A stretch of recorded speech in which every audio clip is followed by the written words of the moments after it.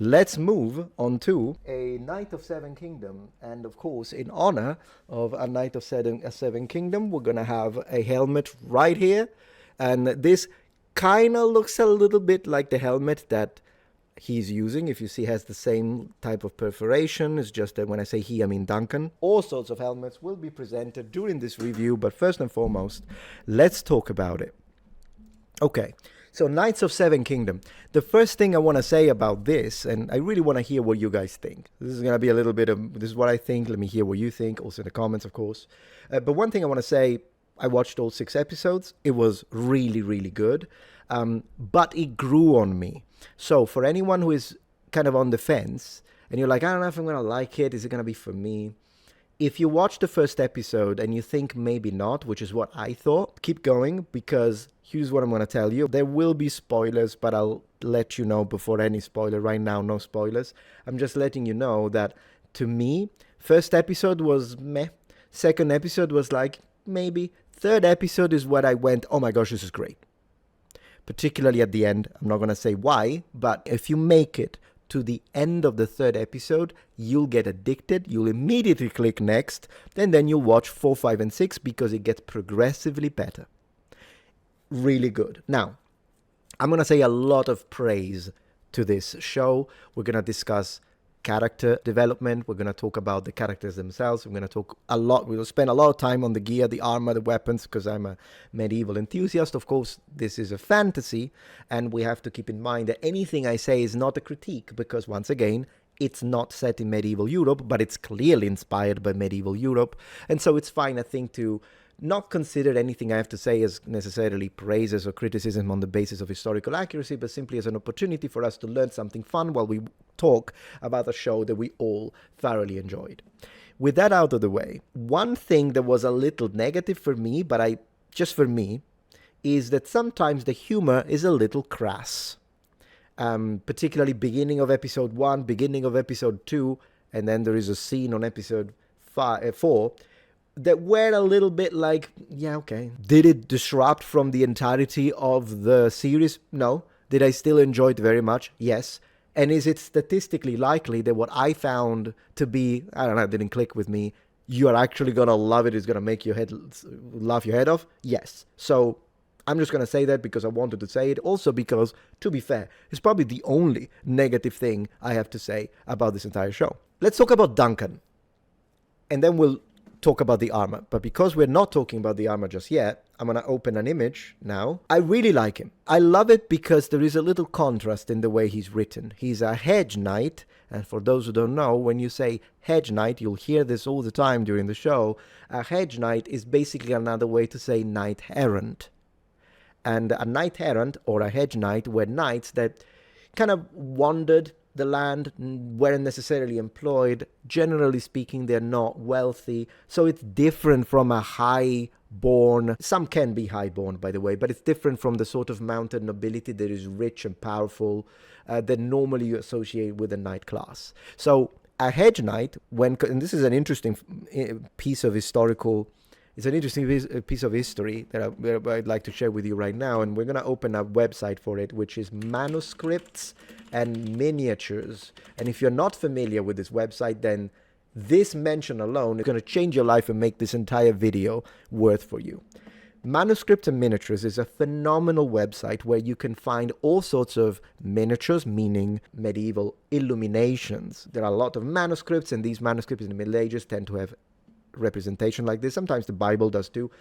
So all sorts of medieval iconography, if you will. And what makes this website amazing, you've got all sorts of tags. So let's imagine that for a second, I was like, hey, I just watched A Knight of Seven Kingdom. They are using, I don't know, what seems to be a great helmet, but it's flat on the top. Do those exist, and how do medieval people represent them? You literally do Control F and you write great helm, and boom, you got it. You got even here a Chevalier, which is like a secret helm or a iron skull, little helmets that were worn underneath the great helm. Boom, you've got it here.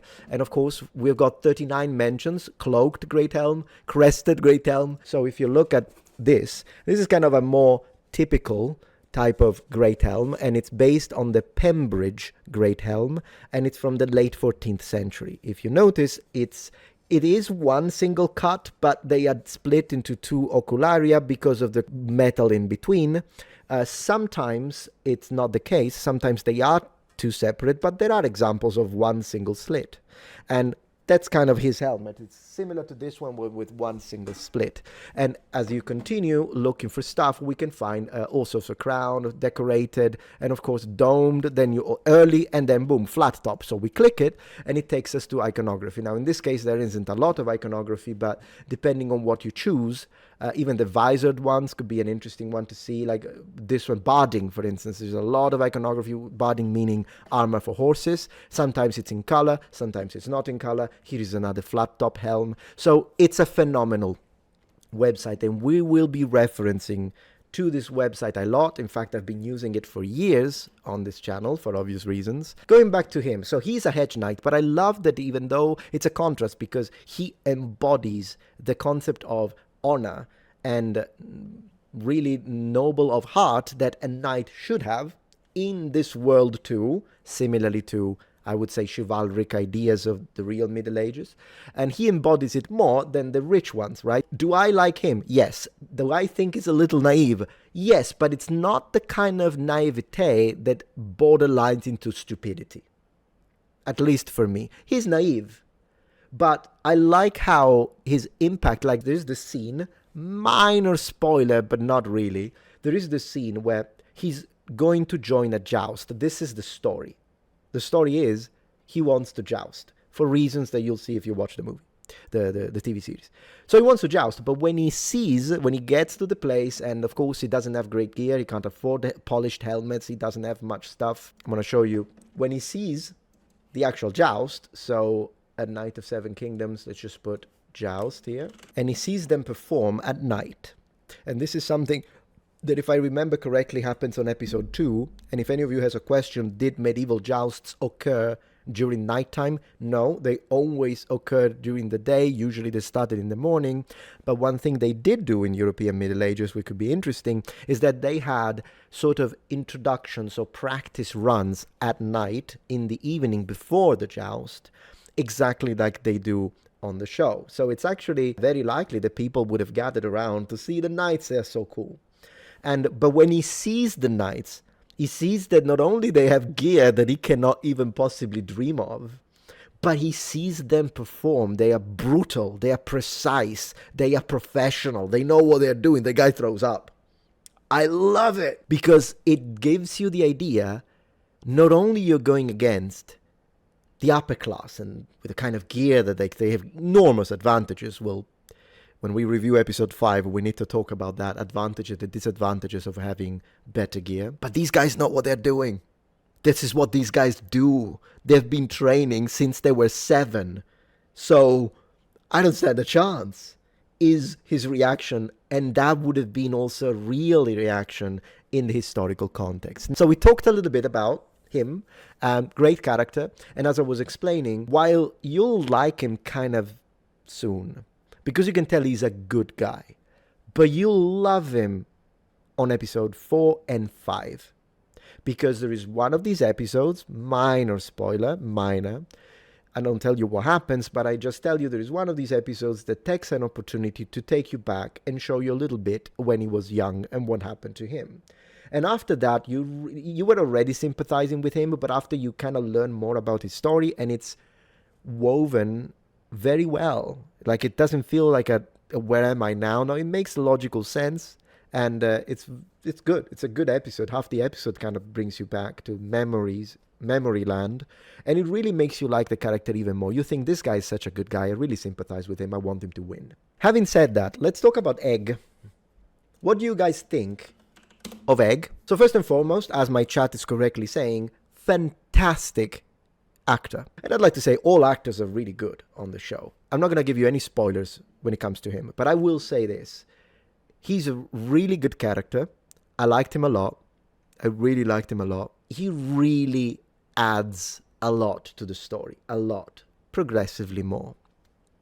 But one thing that I noticed, and I was a little critical of in the first 2 episodes, but then it's noticed by people in the world, and this is not a spoiler.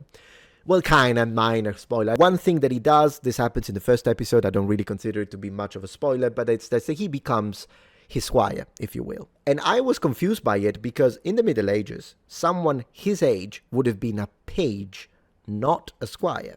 Because if you divide it, it's actually quite neatly divided in, and again, this is not set in the Middle Ages, but I was just saying, since they are using the terminology, I wonder if in this world there is a difference as there is in the real Middle Ages, or if they're just using the words randomly.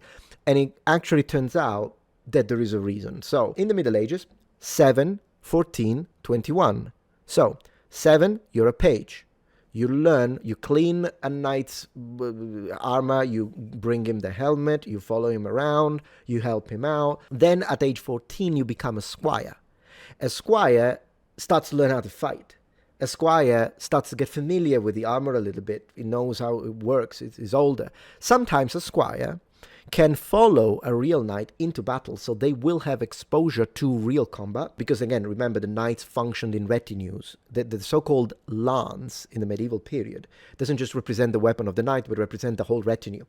So you would pay for lances as a king, as a high nobleman. How many lances can you deploy in combat? And if you were, for instance, like a duke or a baron, well, how many lances are you providing for the king's campaign, right? And a lance being usually the knight, squires, a bunch of pages, servants, retinue, whatever the heck. And horses. And then after they work like that, they might even see combat if they need to protect. Like imagine that at one point their knight, their lord, is being subdued by an enemy knight, the squire intervenes to try and help. Then by the time they reach age 21, they've had all this experience, they're familiar with the armor, they are already trained in combat, they become a knight. So when I saw this and I see that he's squiring for him, I'm like, he's not a squire, he's a page. But they do say that. They do say that at one point, aren't you a bit too young to be a squire? So I appreciate that. It's good. Great. So as far as I'm concerned, that's cleared.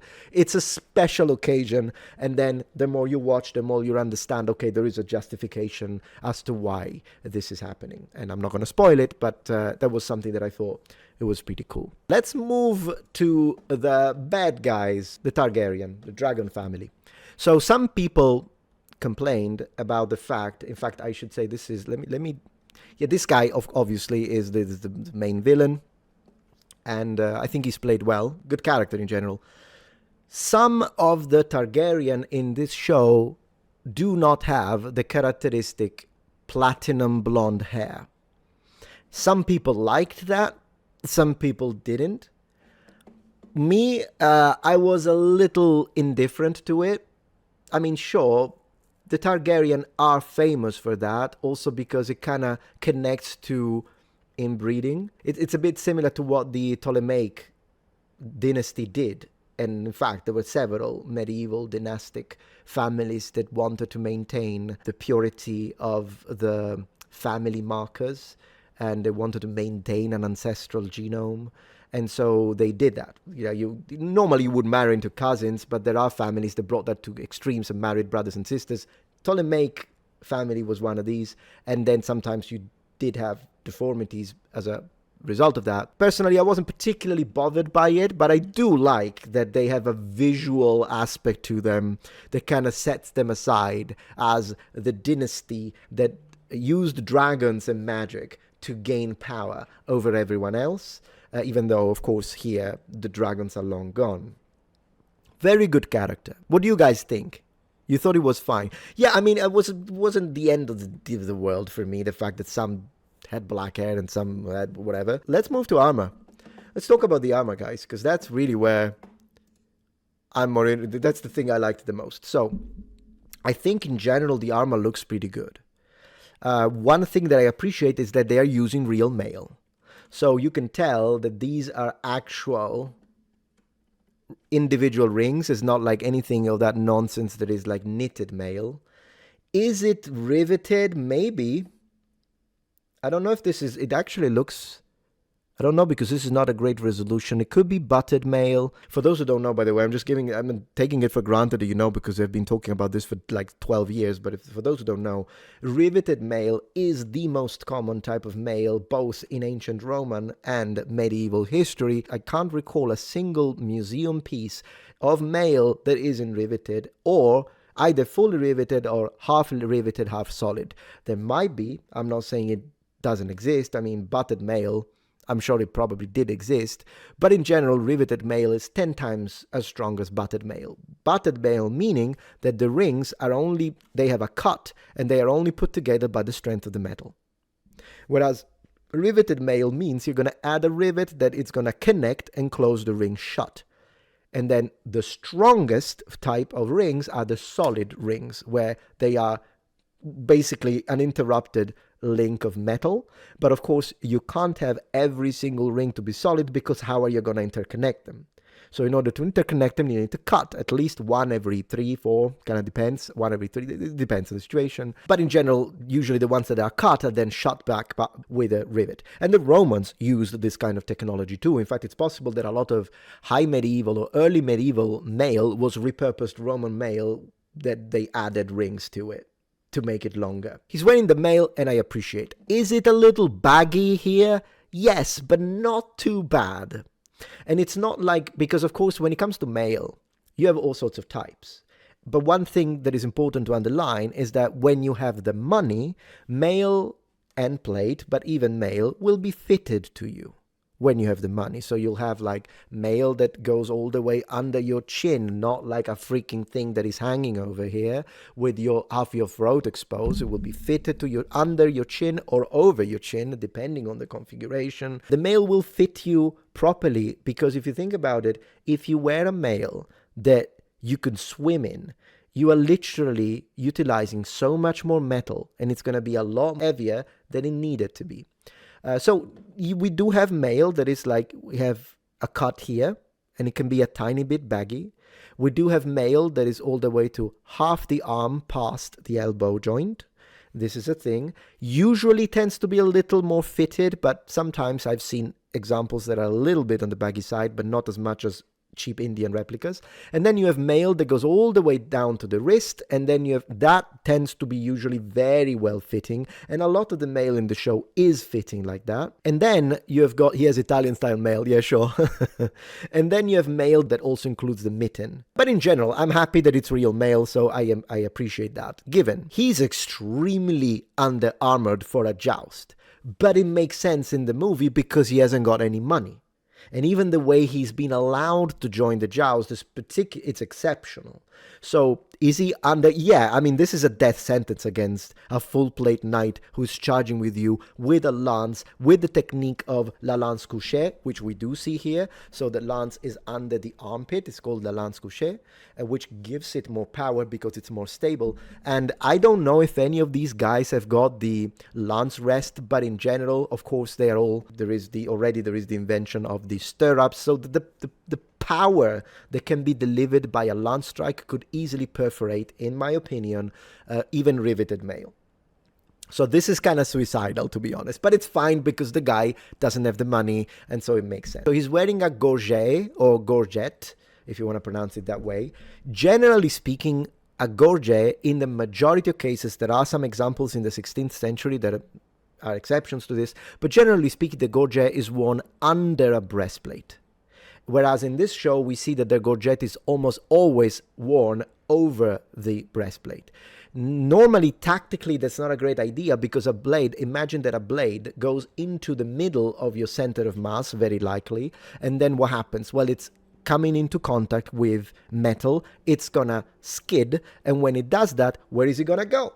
It could go down, or it could go up. But if it goes up, chances are it's going to go under, because there is a gap here. Chances are that if this is not tight enough, it might go under this and enter your throat. So in general, it's better to wear a gorget under the breastplate. Thing is, though, I can't really complain because the guy does not own a breastplate, so there isn't anything that he could have put on top of it. So it does make sense from a logical perspective that is like, at least I got some protection. When we look at armor, first and foremost, it's always a matter of whenever you increase your mobility, ability to breathe, usually it's a compromise with your protection. And whenever you increase that protection, you have to compromise a little bit of comfort, a little bit of vision, a little bit of ability to breathe and mobility. And of course, there are inventions that are technologically superior. I'm going to show you right now. But that's kind of a thing. It's not that armor is not perfect. but it is absolutely there to increase monumentally, astronomically, in fact, your chances of survival during combat, which is kind of funny because sometimes I hear people saying, man, they're wearing that helmet, it's really heavy. And I'm like, right, but it's preferable to being introduced to the business end of a mace to your skull, isn't it? This is something sort of similar to what he's wearing, not really, but I just wanted to start with this. As I was saying, Pembridge Great Helm, late 14th century. If you notice though, the real stuff tends to have very thin ocularia. Why? Because you don't want an arrow, a lance point, a blade to enter and render the entirety of your set of armor useless, because now the blade is going to be inside your brain through your eyes, and good luck with that. So you want to maintain this as thin as possible within still the ability to see what's going on in front of you and be in combat. Now this, however, is a type of technology that eventually will get replaced. Why? Because if you want, for whatever reason, see better, have a look around, breathe a little bit, you got to remove the whole thing. So what they did in the Middle Ages is that they invented this. Visored helmets. And this is a much later type. This is 16th century Maximilian. Beautiful. It's based on, again, a real example from the Metropolitan Museum of Art, but you can tell, I want to breathe a little bit, I want to see better. Sometimes knight chose to fight with the visor up, by the way. You lift it, and now you've got much better vision. You'd be like, but couldn't someone stab you in the face? Yes, that could happen. It's a choice. I mean, at the end of the day, if you know that that's your only weak spot and you're proficient, easier said than done. And then, but imagine that then you see, oh my gosh, there is a unit of enemy archers. They're gonna try and shoot me. And those guys, when we talk about medieval archers, they are freaking snipers. So, back to full protection.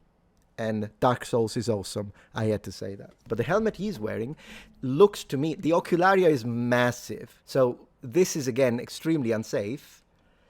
I understand from, again, it's fantasy. I'm not going to bitch about it too much. I'm going to give you this little spoiler. He does get hit in the eye. So me complaining about it, you can call me pedantic all you want, it happened. So if he was wearing my helmet, his eye would be fine. His eye is not fine because they did that, okay? So it's not that I'm pissed at the show. I'm pissed at his armor. Whatever. It's a cool-looking helmet, though, and it reminds me of early frogmouths. Because early frogmouths, when we look at iconography, they look like they evolved, and that's my personal opinion, from great helmets. So you start with this. It's my opinion. I'll tell you more about it. But basically, you start from this, and eventually to this monster, right? So really what happened? What happened is the full frontal plate has been protruded forward because now, since it looks like a little triangle, if you will, it's going to encourage any point to glance away more than any flat-surfaced helmet. So this is an improvement. And now this one specifically is more of a jousting helmet, but there are frog mouths in iconography that we see are clearly used in battle. So I am not someone who supports this idea. I used to say it, but I changed my mind years ago.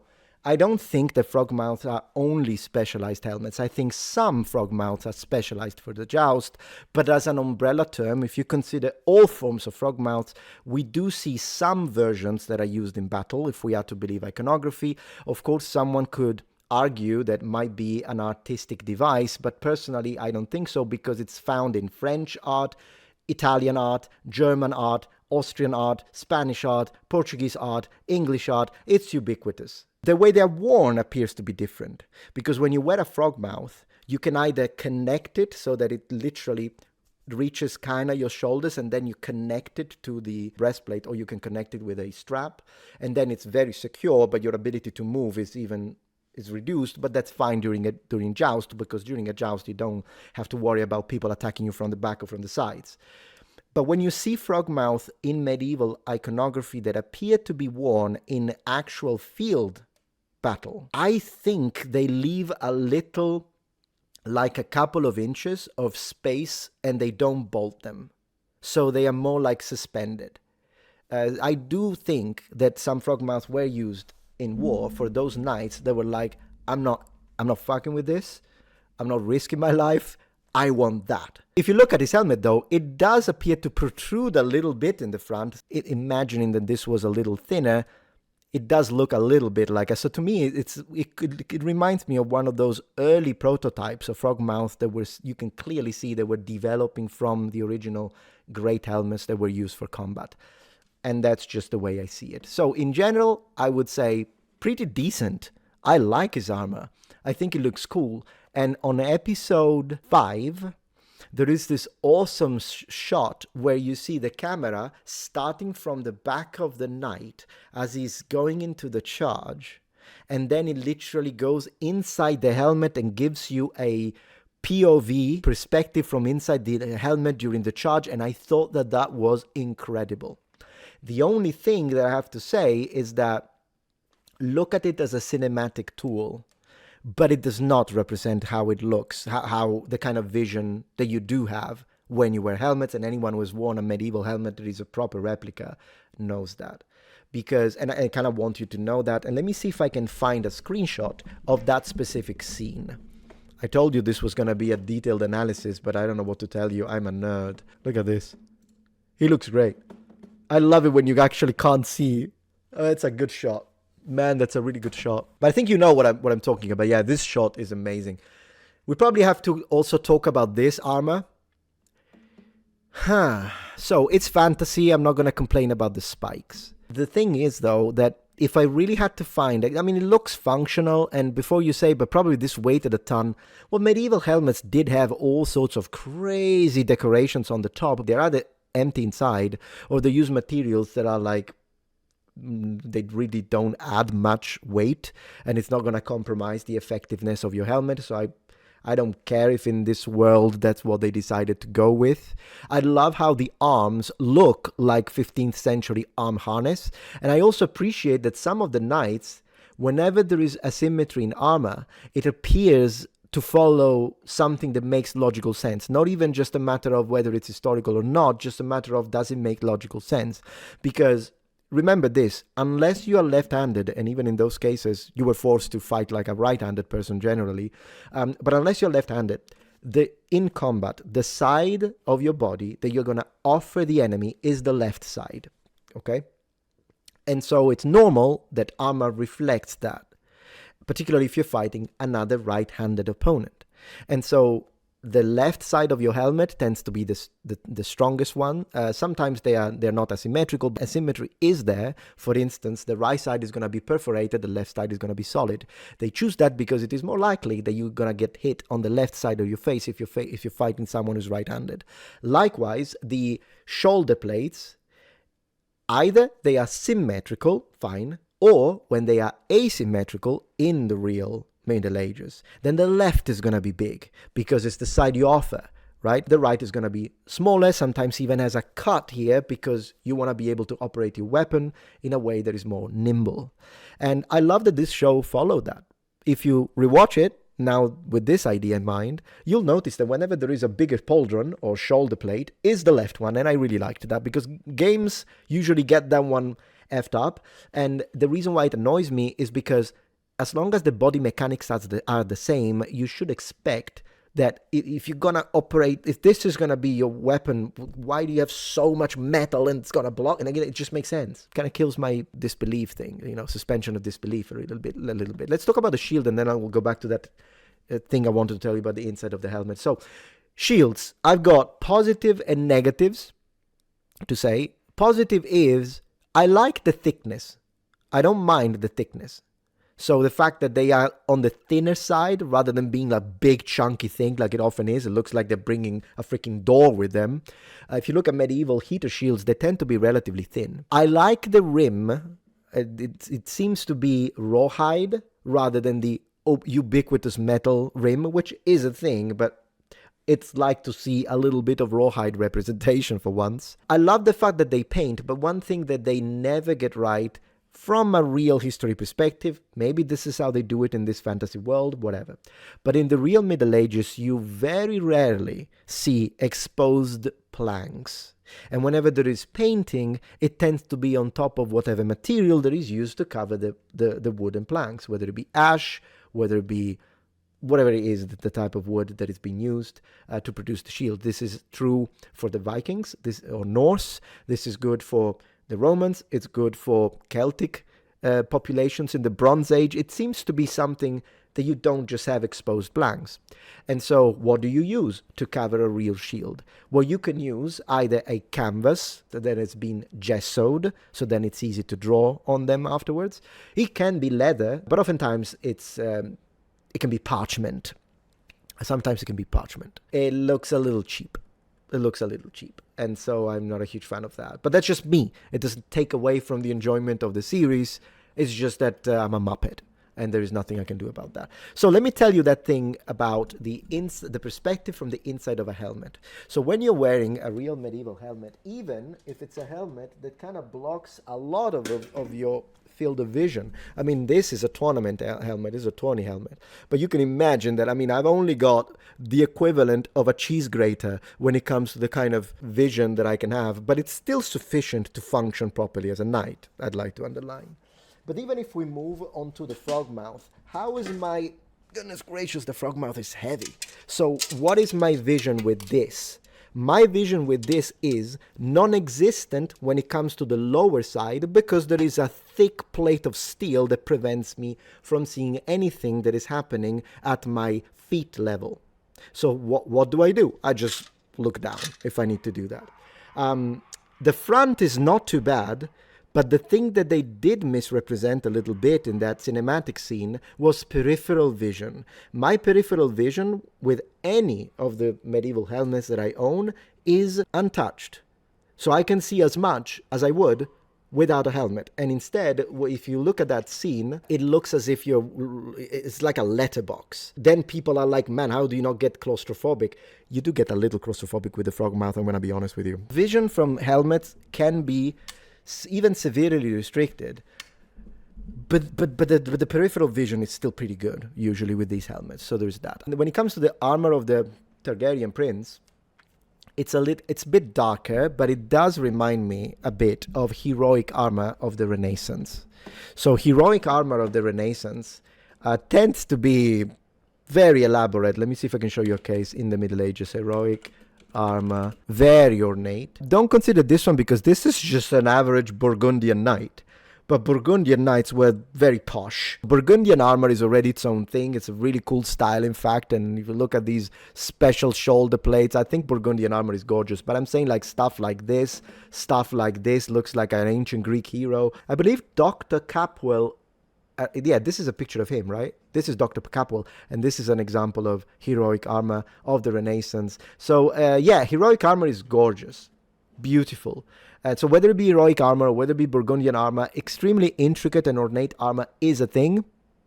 So I'm not offended by it is an angel in heroic armor, for instance, of the Italian Renaissance. Oh yeah, this is Filippo Negroli, obviously.